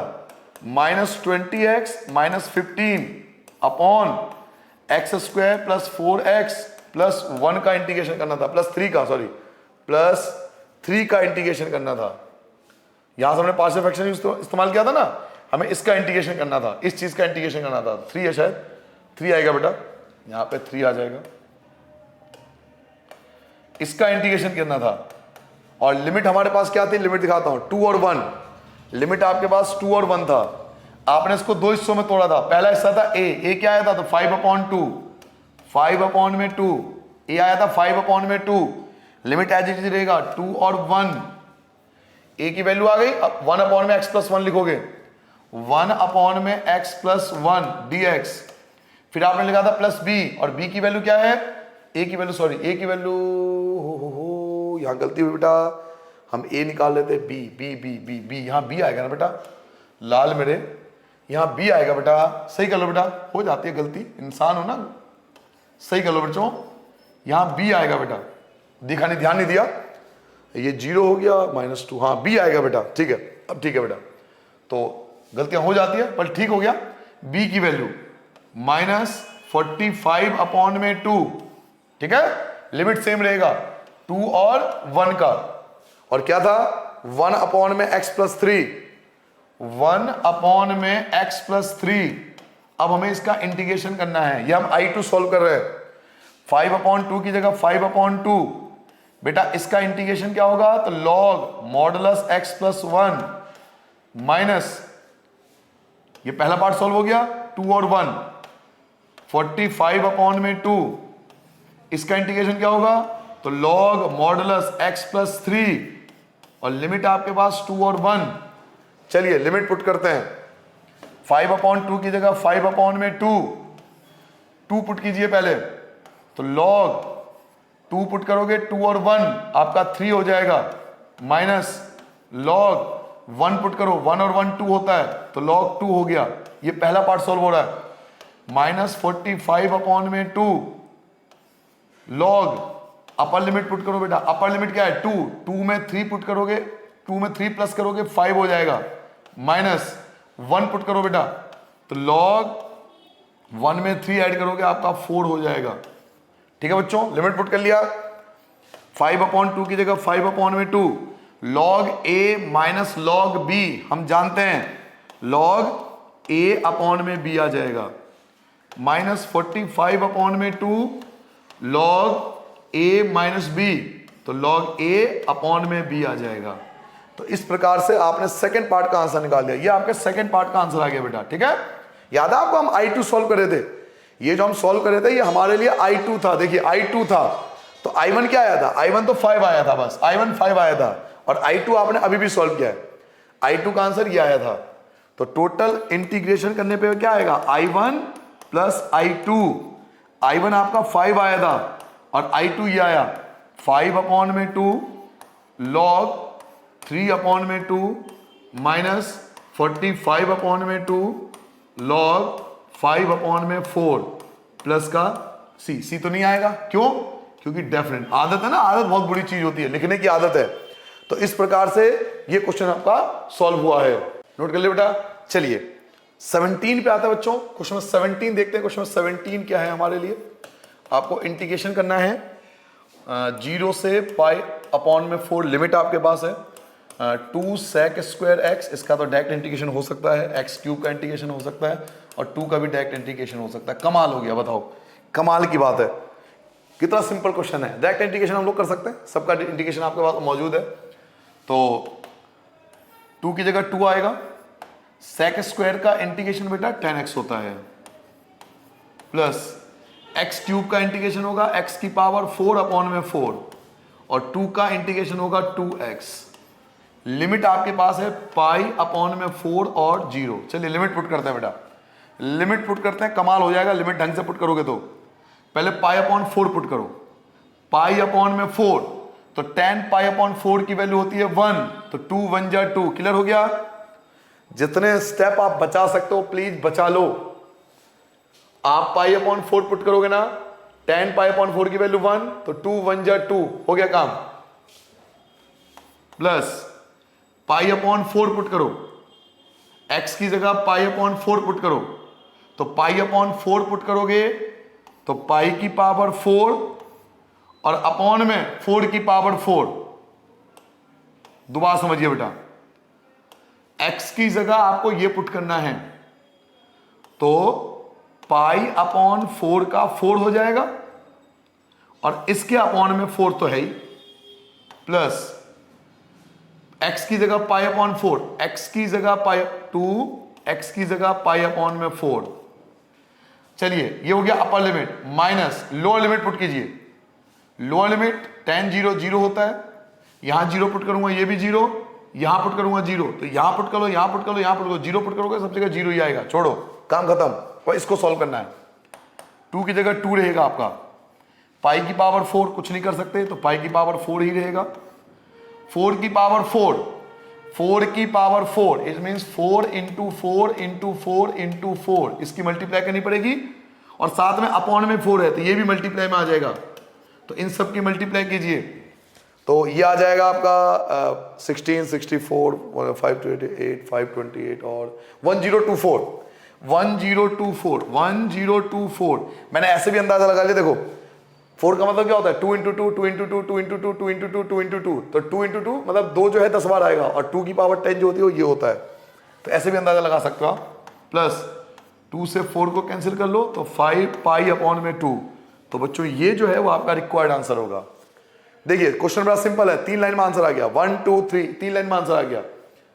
2 की जगह 2, sec स्क्वायर का 10 होता है, x⁴ 4/4, 2 का 2x, π/4 पुट करोगे 1, 2 बचेगा, π/4 अपॉन में 4, x की जगह π/4, 2 की जगह 2, π⁴ एज इट इज। समझना आपको ये है, ये चीज समझनी है, 4⁴ तो 4 तो 4 बार आ ही गया और अपॉन में 4 है ना, तो ये भी इसके मल्टी, क्योंकि ये भी अपॉन में, ये भी अपॉन में और ये भी अपॉन में, ये दोनों मल्टीप्लाई में आते हैं, मल्टीप्लाई में आ गया तो 1024, 2 से 4 कैंसिल कर दोगे तो π/2, तो ये जो होगा वो आपका रिक्वायर्ड आंसर आ जाएगा क्वेश्चन नंबर 17 के लिए। चलिए क्वेश्चन नंबर 18 पे आ चुके हैं। क्वेश्चन नंबर 18 लिमिट आपके पास है 0 से पाई के बीच में आपको सॉल्व करना है और साइन स्क्वायर एक्स अपॉन में 2 minus cos square x upon में 2 ये आपको सॉल्व करना है। नाउ एक बहुत इंटरेस्टिंग बात यह है कि sign square minus cos square कोई फॉर्मूला नहीं होता, but cos square minus sine square formula जरूर होता है। आपको याद होगा cos 2x का फॉर्मूला होता है sign square minus cos square. जिस फॉर्म में हमें क्वेश्चन दिया हुआ है ना, इसका एक्चुअल में कोई फॉर्मूला नहीं है, बट अगर मैं यहां से इसको साइन चेंज कर दूं तो फॉर्मूला बन जाएगा।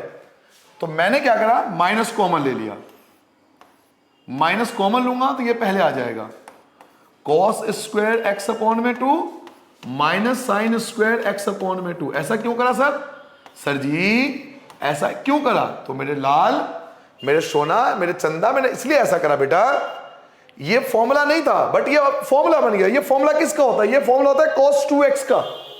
ये फॉर्मूला होता है cos 2x का, cos square minus sine square. किसका फॉर्मूला होता है? ये फॉर्मूला होता है cos 2x का। x क्या है? तो x अपॉन में 2 है, cos 2x का।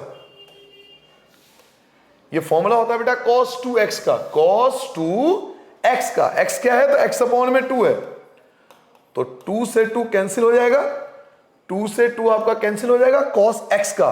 तो ये कंप्लीट फॉर्मूला किसका बन गया? ये cos x का फॉर्मूला बन गया। तो minus as it is integration 0 से पाई, इसको सॉल्व करने पे हमें मिला cos x। Now cos x क्या करेंगे? इंटीग्रेशन, तो cos का इंटीग्रेशन होता है sin x और आ गया पाई और 0। चलिए बेटा माइनस अपर लिमिट पुट कीजिए, पाई पुट कीजिए, साइन पाई की वैल्यू 0 माइनस 0 पुट कीजिए, साइन 0 की वैल्यू 0, तो ओवरऑल 0। लो जी बन गए 0, हीरो से 0 बन गए। बहुत चौड़े हो गया था क्वेश्चन ये। Sine square minus cos square, बच्चों sine square minus cos square कोई फॉर्मूला नहीं है। अच्छा आपने 11th क्लास में अगर प्रैक्टिस करी हो ना, ये क्वेश्चन ऐसे as it is 11th class में भी था। जब आप एक्सरसाइज करेंगे 3.3, आपके पास बुक होते के बाद चेक कर लेना, एक्सरसाइज था 3.3 NCERT बुक का एक्सरसाइज 3.3 और क्वेश्चन नंबर 18 या 19 है, ये 17 है, आप देख लो 17, 18, 19 में कोई एक क्वेश्चन है।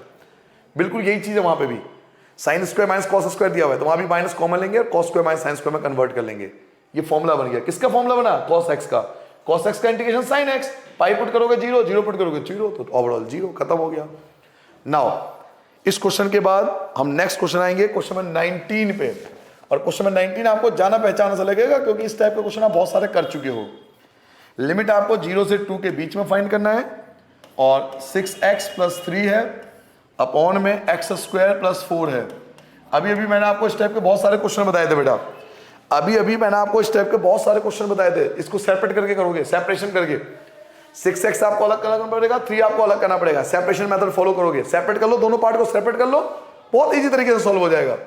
तो चलिए दोनों पार्ट को सेपरेट कर लेते हैं। 0 से 2 6x अपॉन में x स्क्वायर + 4, पहला पार्ट मैंने अलग कर लिया, प्लस 0 से 2 आपका लिमिट है 3 अपॉन में x स्क्वायर + 4 मैंने अलग कर लिया। नाउ ये आपका कहलाएगा I1 और ये आपका कहलाएगा I2, जिससे आप भली भांति परिचित हो।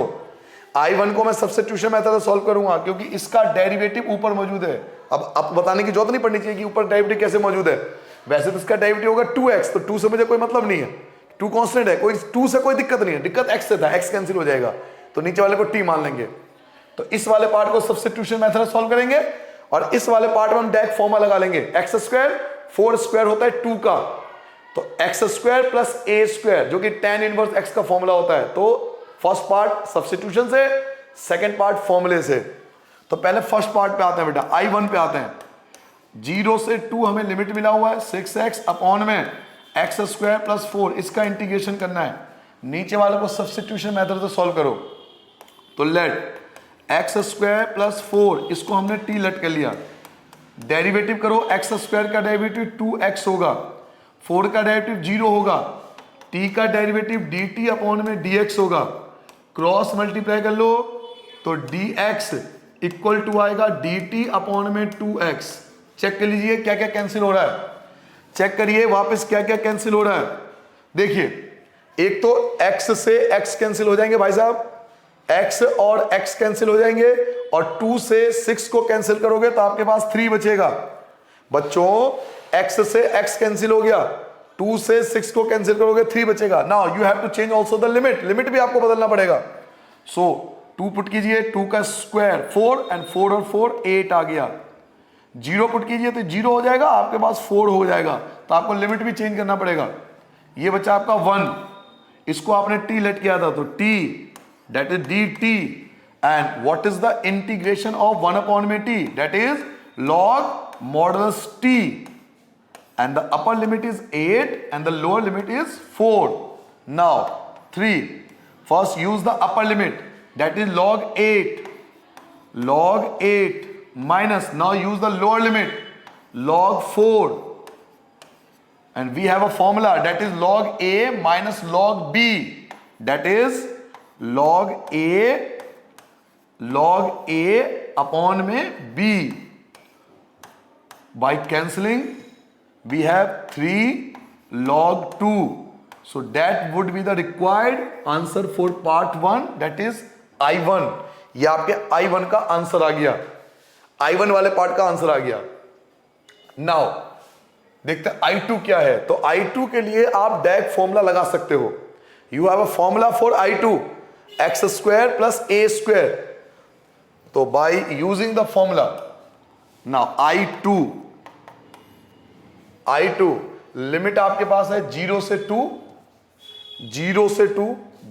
2, 3 अपॉन में x स्क्वायर प्लस 4 मीन्स 2 का स्क्वायर। 3 आप बाहर लिख सकते हो, 3 आप बाहर लिख दो, 3 आपने बाहर ले लिया तो 1 अपॉन में x square plus a square, 1 upon में x square plus a square, 1 upon में x square plus a square. बेटा क्या ये किसी का फॉर्मूला होता है? बिल्कुल फॉर्मूला होता है। ये किसका फॉर्मूला होता है? तो 1 अपॉन में a, 1 अपॉन a 2 आ गया, tan इनवर्स x अपॉन में a, x अपॉन में a, और आपके पास लिमिट है 2 और 0 का।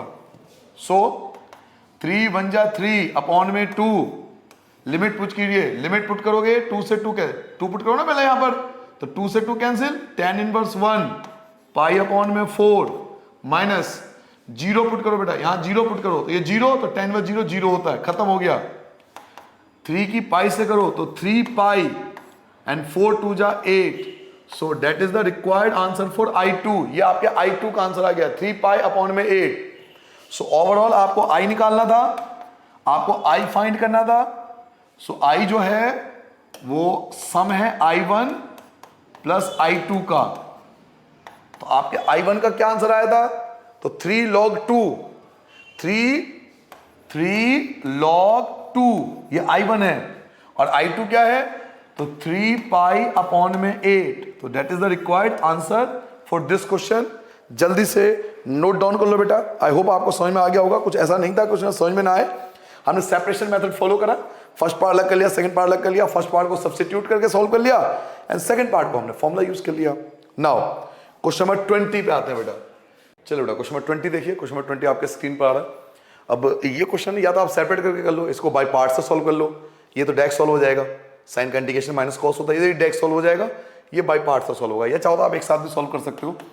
तो अगर एक साथ सॉल्व करना चाहें तो इसको बाय पार्ट्स फॉर्मूला लगाओ और ये डायरेक्ट सॉल्व कर देना। चलिए बेटा इसमें बाय पार्ट्स लगाइए, और आपको पता है जब बाय पार्ट्स लगाते हैं ना तो हम लोग आइलेट का इस्तेमाल करते हैं। और इसमें देखो अलजेब्रा पहले है और एक्सपोनेंशियल बाद में है। अलजेब्रा पहले, एक्सपोनेंशियल, अलजेब्रा पहले आता है, एक्सपोनेंशियल बाद में आता है। तो ये आपका फर्स्ट होगा और ये आपका सेकंड होगा। बाय पार्ट्स का फॉर्मूला क्या कहता है बच्चों? बाय पार्ट्स का फॉर्मूला क्या कहता है? पहले आप एक काम करो, सिंपल इंटीग्रेशन करो, इनके चक्कर में पढ़ो, डेफिनेट इंटीग्रल के चक्कर में मत पढ़ो, डेफिनेट इंटीग्रल के चक्कर में मत पढ़ो। आप पहले सिंपल इंटीग्रेशन कर लो। अगर ऐसा कोई कंफ्यूजन है ना कि डेफिनेट इंटीग्रल बाद में कर लेना, पहले आप सिंपल सॉल्व कर लो, इंटीग्रेशन कर लो बिल्कुल लास्ट तक, बाद में आप उसमें लिमिट पुट कर दो, कोई दिक्कत नहीं है। ऐसा भी कर सकते हैं कि आप डेफिनेट इंटीग्रल को भूल जाओ, सिंपल इंटीग्रेशन करो, बाद में इसकी वैल्यू पुट कर लेंगे। तो चलिए पहले इंटीग्रेशन कर लेते हैं, ठीक है। तो first integration of second minus derivative of first integration of second, ये तो सीखा हमने। और फिर इस पूरे का वोल इंटीग्रेशन, इस वाले पूरे का वोल इंटीग्रेशन, ठीक है बेटा। इस वाले पार्ट का ये सॉल्यूशन है नाउ।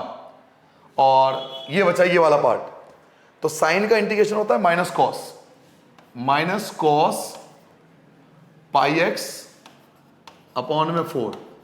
तो साइन का इंटीग्रेशन तो माइनस कॉस हो गया, अब इसका डेरिवेटिव भी तो होगा, तो बेटा पाई एक्स अपॉन 4 का डेरिवेटिव होगा पाई अपॉन में 4, पाई अपॉन में 4, ये इसका डेरिवेटिव होगा।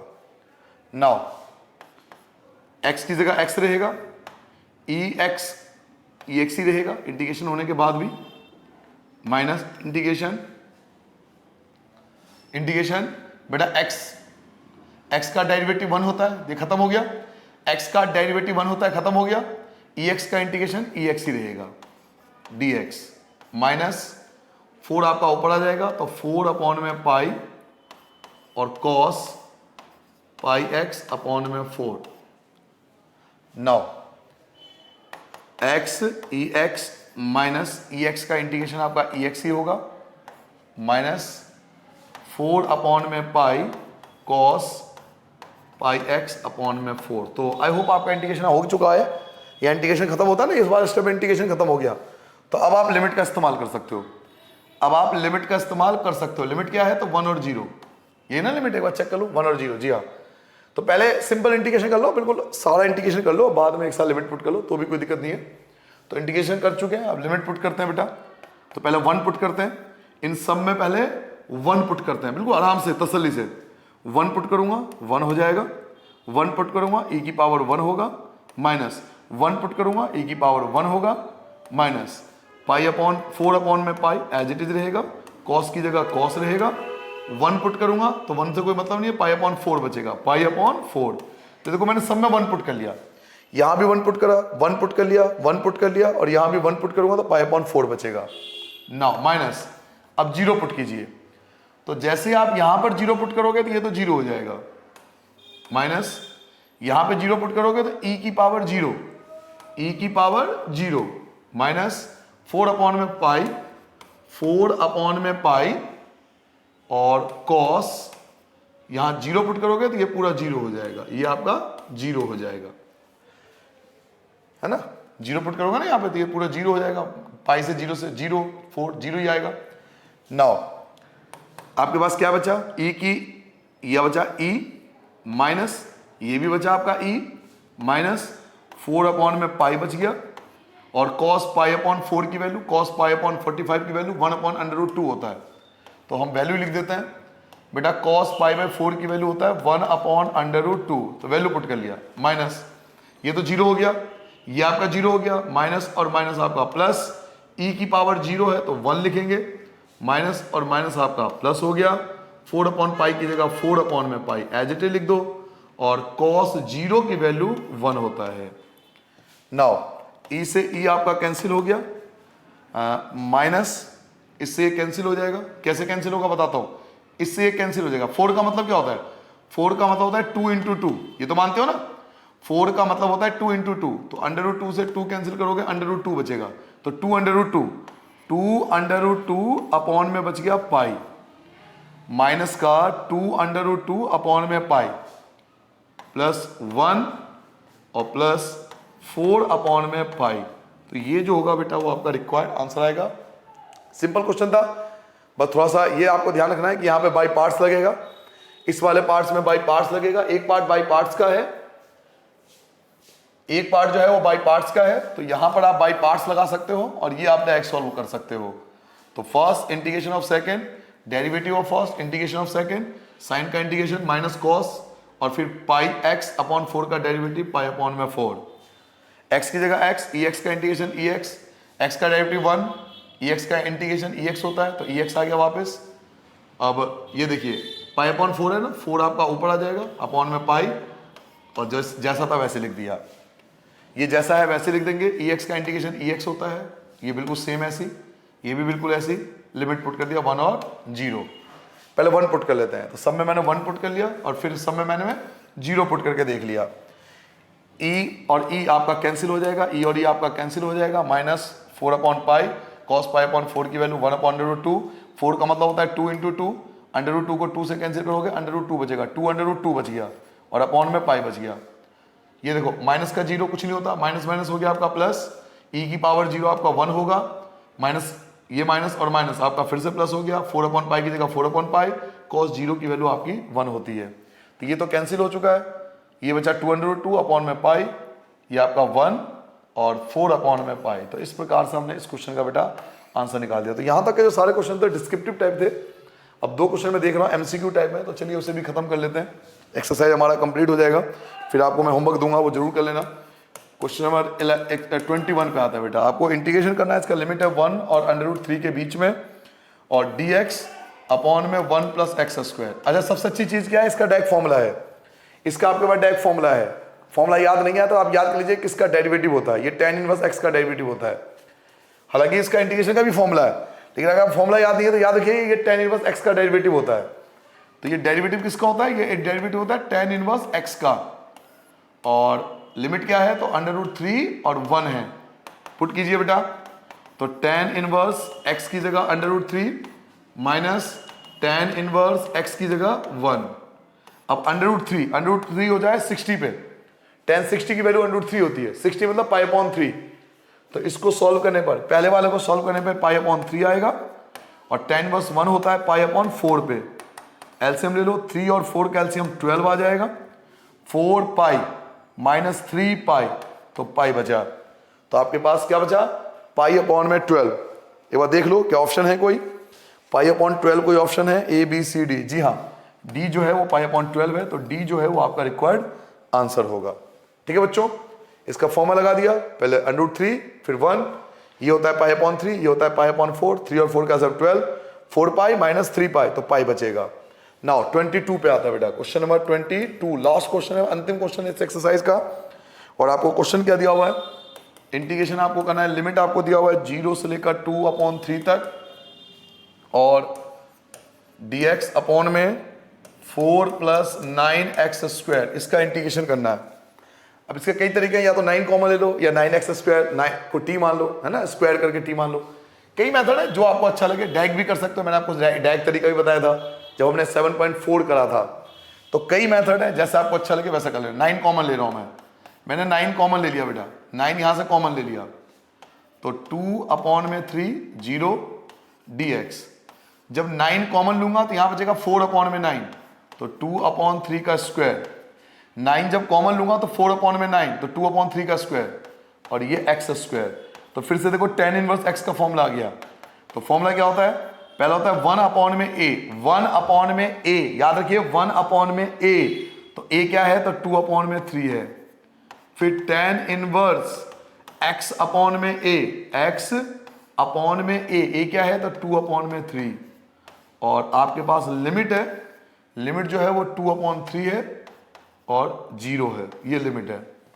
3 जो है आपका ऊपर चला जाएगा, 3 है ना 3, ये आपका ऊपर आ जाएगा, तो 3 और 3 कैंसिल, यहीं कैंसिल कर दो, 3 3 जा 3 2 जा 6, 1/6 आ गया, 3 2 जा 6 हो गया।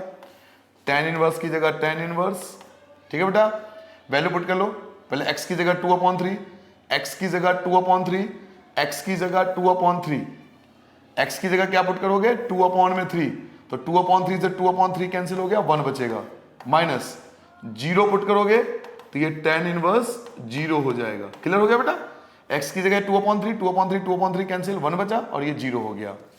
1/6, tan 1 कितने पे होता है π/4 पे, tan 1 0, तो 0 होता है, मल्टीप्लाई कर लो, 1 की पाई से तो पाई हो जाएगा, और 6 की 4 से 24 हो जाएगा। तो π/24 देखते हैं कोई ऑप्शन है हमारे पास। जी हाँ, π/24 जो है वो सी ऑप्शन है, तो सी जो होगा वो आपका रिक्वायर्ड आंसर होगा। ठीक है बेटा, देखिए पहले हमने 9 कॉमन ले लिया, तो 4/9 बचना चाहिए था ना यहाँ पे, तो 2/3 का स्क्वायर और ये x², तो a² + x², ये फॉर्मूला होता है tan 1 वाला। तो 1/a आपका ये है tan 1 x/a, 3 चला जाएगा ऊपर, 3 से 9 कैंसिल होगा, तो यहीं पे कैंसिल कर लो, तो 3 2 जा 6, ये बचा आपका। 2/3 पुट करोगे, 2/3 कैंसिल, 1 बचा, 0 पुट करोगे तो 0 हो जाएगा, ये वैल्यू π/4, इसकी वैल्यू 0, मल्टीप्लाई कर लो π/24। तो इस प्रकार से हमारा अंतिम क्वेश्चन भी पूरा हो गया। नाउ एक चीज ध्यान रखना बेटा, एग्जाम्पल 27, एक ही एग्जाम्पल दिया हुआ है आपके इस एक्सरसाइज को करने के लिए। एग्जाम्पल में 27 जरूर कर लेना, इसका 4th पार्ट बहुत ज्यादा इंपॉर्टेंट है, और 2nd पार्ट में आप कुछ नया सीखोगे, तो प्लीज जरूर प्रैक्टिस कर लेना। एग्जाम्पल नंबर 27 मैं रिक्वेस्ट कर रहा हूं बेटा सही बच्चों से, एग्जाम्पल नंबर 27 का जो सेकंड पार्ट है एंड फोर्थ पार्ट है बहुत अच्छे से करना। एग्जाम में आ चुका है, मैं आपको बता दूं प्रीवियस ईयर में आ चुका है। इवन जो सेकंड पार्ट है एग्जाम्पल नंबर 27 का जो सेकंड पार्ट है वो गवर्नमेंट स्कूल के प्री बोर्ड में आया था पिछली बार, तो जरूर कर लेना एग्जाम्पल नंबर 27, बहुत अच्छा क्वेश्चन है। तो होमवर्क देके जा रहा हूं बेटा, नहीं हो तो पूछ लेना कमेंट करके, मैं आपको बता दूंगा। एक ही एग्जाम्पल है, एक्सरसाइज तो आप करोगे ही करोगे मैं जानता हूं। एग्जाम्पल 27 जरूर कर लेना। आपने देखा होगा मैं बार बार फोकस करता हूं तो एग्जाम्पल जरूर करके जाओ, क्योंकि पेपर का भरोसा नहीं, कभी एक दिन की छुट्टी मिलती है, कभी 2 दिन की छुट्टी मिलती है। तो अभी से इतनी प्रैक्टिस करके जाओ हर क्वेश्चन की कि रिवीजन करने की आपकी जरूरत ना हो, हर क्वेश्चन को करके जाओ। सिलेबस करने का ये मतलब नहीं होता कि एक्सरसाइज में पहला कर लिया, 5वां कर लिया, 10वां कर लिया, 15वां कर लिया, बाकी बात के लिए छोड़ दिया। वो तरीका नहीं है सिलेबस का। सिलेबस को एक ही बार करो, चाहे दिसंबर तक करो, सिलेबस एक बार करो, दिसंबर तक करो, लेकिन ईच एंड एवरी क्वेश्चन, हर क्वेश्चन को complete with example, with exercise, with MCQ, सब कुछ खत्म, मतलब कुछ बचे ही नहीं बुक में। तो वो होता है सिलेबस करने का मतलब, ठीक है। तो ये जरूर कर लेना एग्जांपल। कोई डाउट्स हो, फिर भी कोई क्वेश्चन में कोई इंक्वायरी हो, कोई क्वेश्चन में आपको लगे कि पूछना चाहिए तो कमेंट करके पूछ लेना, ठीक है बच्चों। इन्हीं शब्दों के साथ मेहनत कीजिए, हार्डवर्क कीजिए बेटा, काफी मेहनत करोगे मार्क्स आपके जरूर आएंगे। मैथ्स में सब्जेक्ट ही ऐसा है, हार्डवर्क जो करेगा वही आगे जीतेगा। इन्हीं शब्दों के साथ नमस्ते सभी को, बाय बाय। अपना ध्यान रखना, अपने माता पिता का भी ध्यान रखना, अपनी सेहत का भी ध्यान रखना और अच्छे से पढ़ाई करना, ठीक है बेटा, बाय बाय।